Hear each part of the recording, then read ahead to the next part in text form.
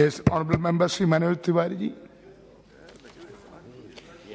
धन्यवाद, बहुत बहुत धन्यवाद सभापति महोदय। मुझे ये विषय मिला बोलने के लिए। वैसे तो सब लोग मुझे एक सिंगर एक्टर जानते हैं ज़्यादातर, लेकिन अब मैं एक बैचलर ऑफ फिजिकल एजुकेशन में बीपीएड एमपीएड करके और अपनी यूनिवर्सिटी काशी हिंदू विश्वविद्यालय की क्रिकेट टीम का कैप्टन भी रहा और मेरा पूरा जीवन स्पोर्ट्स से जुड़ा है। आज भी हम लोग पूरे देश में एक खेलों से जुड़े हुए हैं। आज जैसे ही खेल की बात चलती है तो भारत सरकार के खेल मंत्रालय को इस बात के लिए बहुत धन्यवाद दिया जाता है जो मनोबल दिया है वर्तमान देश के यशस्वी प्रधानमंत्री नरेंद्र मोदी जी ने। हम बहुत पहले से चूंकि खेल के मैदान में भी रहे हैं सभापति महोदय, हमने नहीं कहीं देखा कि खेलने के लिए जाते हुए खिलाड़ियों को देश का प्रधानमंत्री मिलता हो। अभी नरेंद्र मोदी जी को ये करते देखा। फिर हमें पुराना समय याद आया। फिर जब किसी ने पदक जीत लिया, चाहे वो एशियाड हो, चाहे वो कॉमनवेल्थ गेम्स हो या फिर ओलंपिक गेम्स हो, अगर किसी ने जीत लिया पदक, उसके बाद हम लोगों को यदाकदा टीवी पर उसके घर की, उसकी माँ की, पिता की, उसकी बहन की ऐसी कोई फोटो या वीडियो दिख जाती थी। लेकिन अब हमें दिखता है कि प्रधानमंत्री जी का फोन आया है और नरेंद्र मोदी जी उस विजेता से बात कर रहे हैं और वो वीडियो वायरल होती है। तब हमें लगता है कि इस देश में खेल का भविष्य बहुत बड़ा है। लेकिन इधर ही आना है। अब मेरे विपक्ष के साथी ये ना समझे कि मैं ये बात कह रहा हूं तो मेरे पास सुझाव नहीं होगा। इन सारी चीजों के बाद आज मैं बहुत सारे सुझाव भी अपने खेल मंत्रालय के लिए रखने वाला हूं, लेकिन ये ऐसी बातें हुई हैं जिसने मनोबल बढ़ाया है और जब मनोबल बढ़ा है तो हमें उसकी चर्चा करनी पड़ेगी। जैसे आज हमें विवेकानंद जी की भी एक कहानी याद आ रही है। एक बार स्वामी विवेकानंद जी के पास एक दुबला पतला व्यक्ति गया, बोला हमें आपको ज्वाइन करना है, हमें संन्यास लेना है। तो स्वामी जी ने उनको ध्यान से देखने के बाद कहा कि बेहतर यह होगा कि तुम जाके पहले फुटबॉल खेलो। ये आज भी उदाहरण दे करके, और उन्होंने कहा था कि जब तक आप स्वस्थ नहीं होगे तब तक आपको किसी फील्ड में जाना आपके लिए बेहतर नहीं होगा। और फिर हम लोग अंग्रेजी में सुनते भी थे कि एक स्वस्थ शरीर में ही स्वस्थ मस्तिष्क का वास होता है। तो इन सब को ध्यान में रखते हुए आज जब अपनी बात आगे बढ़ाऊंगा तो मुझे इसी सदन का एक दिन याद है जब हम लोग मणिपुर की स्पोर्ट्स यूनिवर्सिटी का बिल पास कर रहे थे सभापति महोदय। और वो स्पोर्ट्स यूनिवर्सिटी जिसका लगभग, जो अच्छी मुझे अगर याद ठीक से है तो लगभग 550 करोड़ का उसका बिल था।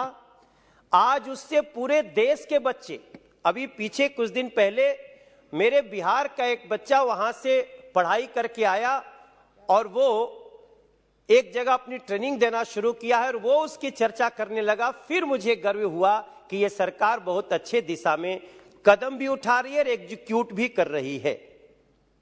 एक बहुत अच्छा नियम आया है इस देश में कि जो भी कोई ग्राउंड बनाना चाहता है तो उसको देश की जो हमारी स्पोर्ट्स मंत्रालय है उसको लगभग 1 करोड़ रुपए की सहायता करती है। अब ये सुन के मुझे थोड़ा मेरे बचपन का समय याद आया। सबका समय अपने को याद आएगा जब हम लोग को गांव में खेलना होता था सभापति महोदय। आपने भी ये देखा होगा कि जब खेलना होता था तो पहले हम धान कट जाता था तो उसकी जो डंठल लगी होती थी उसको निकाल करके कुदाल फरसा ले करके बराबर करके ईंटा से कुछ के हम लोग ग्राउंड बनाते थे, तब जाके खेलते थे और कितने बच्चों के तो उंगलियां उसमें फट जाते थे। आज सरकार खुद अगर इस तरफ बढ़ रही है कि उन्हें भी हेल्प करना है तो ये कार्य तो बहुत अच्छा है, मगर मैं खेल मंत्री जी से मेरा ये सुझाव होगा कि वो जो नियम है वो बड़ा सख्त है। उस नियम को थोड़ा सा हम जब सहज करेंगे तब हमें इस गांव में इस देश के प्रत्येक गांव में एक ग्राउंड देने का हमारा सपना पूरा हो सकता है, तब जाके हम लक्ष्य को पा सकते हैं।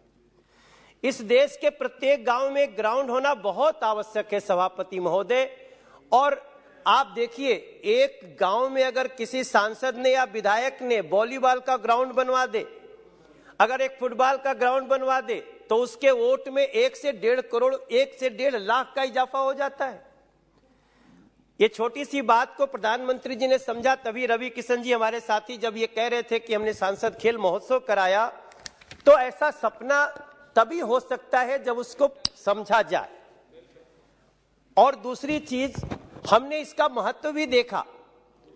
मैं अपने क्षेत्र में जब सांसद खेल महोत्सव करा रहा था सभापति महोदय, तो हमारे क्षेत्र की 560 8 साल से 12 साल तक की बच्चियां आ गईं और वो कहने लगी हमें खेलना है। मैं करा रहा था क्रिकेट का टूर्नामेंट, मैं सोचा इन बच्चियों को क्या खिलाऊं, मैंने उनकी दौड़ रख दी और 560 बच्चियों ने वो दौड़ में भाग लिया कि हमें एक्स्ट्रा एफर्ट करके सबको एक एक टी शर्ट देना पड़ा।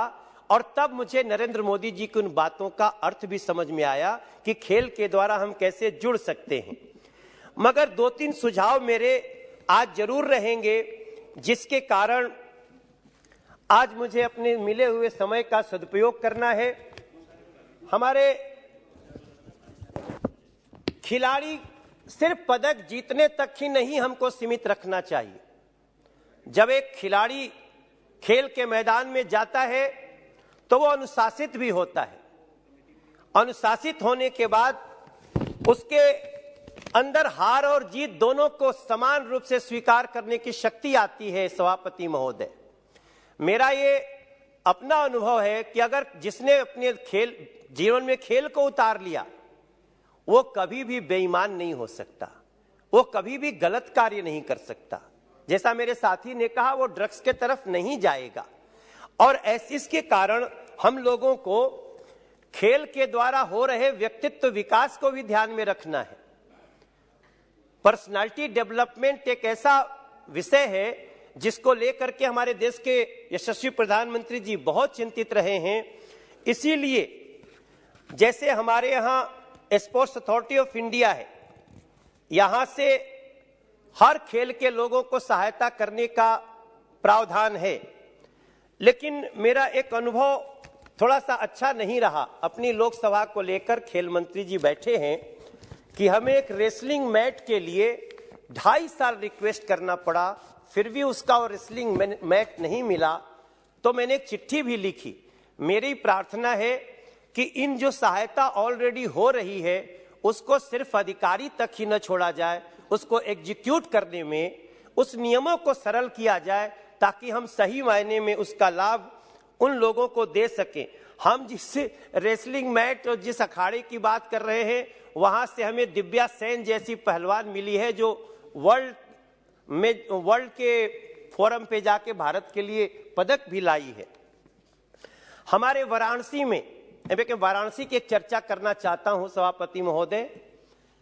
हमारे बनारस के और पूर्वांचल उत्तर प्रदेश के क्षेत्र की खुशी का ठिकाना नहीं है जब हमें 450 करोड़ का एक बजट मिला है। वहां एक सिगरा स्टेडियम है।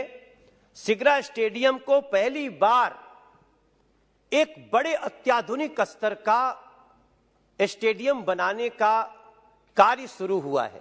मैं अपनी तरफ से बहुत धन्यवाद देना चाहता हूं नरेंद्र मोदी जी को, जो वहां के सांसद हैं, और खेल मंत्रालय को, जिन्होंने ये बजट वहां के लिए निर्गत किया। कार्य शुरू हो गया, हमने नक्शा भी देखा है। पर मेरा इसमें छोटा सा सुझाव है। खेल मंत्री जी यहां बैठे हैं। सर, बनारस में और भी बहुत सारे ऐसे ग्राउंड्स हैं जिनमें थोड़ा थोड़ा ध्यान देने से वो भी अपने आप में अंतर्राष्ट्रीय स्तर के बन सकते हैं। अगर उनको चिन्हित करके, मैं उसकी लिस्ट भी देने वाला हूं, सर को दे सकता हूं, अगर उनको शामिल कर लेंगे तो वो बहुत बड़े स्तर पे पूरे पूर्वांचल और वाराणसी क्षेत्र को एक बड़ा फायदा होगा।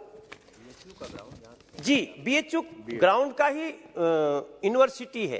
तो बीएचयू के तो फिर भी ठीक है, हम तो उनकी बात कर रहे हैं जो बीएचयू से बाहर के हैं आदरणीय निशिकांत जी, और बाहर के होते हुए भी वो बहुत जीर्ण शीर्ण हालत में पहुंचे हैं, उनको हम ठीक कर सकते हैं। माननीय सभापति महोदय, जैसा कि मैंने पहले ही कहा कि मैं एक शारीरिक शिक्षक की पढ़ाई पढ़ा हूं, और मेरा ये मानना है कि जिस तरह से भारत की खेल नीति में परिवर्तन हुआ है, जिस प्रकार से खेल नीति खिलाड़ियों को सही मायने में फायदा पहुंचा रही है, केवल यही नहीं कि जब वो जीत जाए तभी उनसे बात हो रही है। एक जो सबसे अच्छी बात हमें दिखी कि खिलाड़ियों में जैसे ही क्षमता दिखती है, लक्षण दिखते हैं कि ये खिलाड़ी अपने जिला स्तर पर या ब्लॉक स्तर पर थोड़ा सा कुछ ऐसी क्वालिटी दिखा रहा है जिस पे थोड़ा काम करने से बड़ा यश दे सकता है भारत को, तो उस पे भी खेल मंत्रालय के जो अधिकारी हैं वो काम कर रहे हैं, उनको चिन्हित कर रहे हैं। फिर उनकी न्यूट्रिशन की बात आती है। हम समझते हैं, इस सदन का हर साथी बहुत खुश होगा कि जो डाइट था, उस डाइट का जो दर था, जो पैसा दिया जाता था, आज उसको भारत सरकार ने लगभग उस डाइट को 3 गुना उसका खर्चा कर दिया है, जो हमारे लिए बहुत ही खुशी की बात है, और हम नरेंद्र मोदी जी को इसके लिए बहुत धन्यवाद भी करते हैं। सभापति महोदय, लेकिन इसके साथ साथ जब हम उन खिलाड़ियों को ढूंढने के क्रम में जाते हैं, तो मेरा मानना है, हो सकता है कि हमारा सुझाव थोड़ा सा खर्चीला हो, माननीय खेल मंत्री जी उसको जरूर ध्यान देंगे कि हमें ग्रामीण स्तर पर और जो आदिवासी क्षेत्र हैं वहां भी उनके सिलेक्शन के लिए, सिलेक्शन का जो प्रोसेस है, अभी भी बच्चों को अपने गांव से या गांव के समूह से बहुत दूर शहर जाना पड़ता है। मेरा एक सुझाव है कि क्या हम इन सिलेक्शन को कभी कभी गांवों में सिलेक्टर्स को भेज सकते हैं, कभी कभी उनकी कंपटीशन जो आमतौर पे लोग, स्थानीय लोग कराते हैं या एसोसिएशंस कराते हैं। हम सभी को पता है कि हर खेल का एसोसिएशन है, तो क्या हमारी सरकार के द्वारा कुछ कोशिश हो सकती है कि हम सिलेक्टर्स को गांव-गांव या गांवों के समूह तक भेजें? एक दूसरी हमारी एक छोटा सा सुझाव रहेगा, मैं कंक्लूड करने वाला हूं सभापति महोदय। दूसरा मेरा सुझाव रहेगा कि जब हम लोगों का सिलेक्शन कर रहे होते हैं, उस दौरान कई लोग ऐसे होते हैं जो अपनी क्षमता नहीं जान रहे होते हैं कि उनके अंदर कितनी उनकी ऊर्जा कितनी है, उनकी एजिलिटी कैसी है। ये सारी चीजों को अगर हम, जैसे गांव-गांव आजकल स्वास्थ्य सेंटर, अभी तो हमारे स्वास्थ्य मंत्री जी बैठे थे, चले गए, इस पे मैं आने वाला था, कि जैसे हम लोग वेलनेस सेंटर बना रहे हैं, वेलनेस सेंटर गांव-गांव हो रहा है, तो मैं अपने खेल मंत्री जी को कहूंगा कि सर, अगर वेलनेस सेंटर पे हम खिलाड़ियों की क्षमता का भी टेस्ट करने लगे, तो जरूरी नहीं हम बीमार का ही केवल टेस्ट करें, तो भी हम एक खिलाड़ियों को लेकर के निकाल सकते हैं। और अंत में सिर्फ एक बात कहना चाहूंगा कि ये बातें तभी हम कह रहे हैं जब हमें आशा जगी है, और हमारी कई खिलाड़ियों से बात होती है। मैं समझता हूं इस दौर में जिस तरह से खेल मंत्रालय काम कर रहा है, नरेंद्र मोदी जी जैसे सकारात्मक रूप से इसको ले रहे हैं, हमें बहुत आशा है और आशा और बढ़ी है। आपने हमें बोलने के लिए मौका दिया, बहुत बहुत धन्यवाद। Thank you.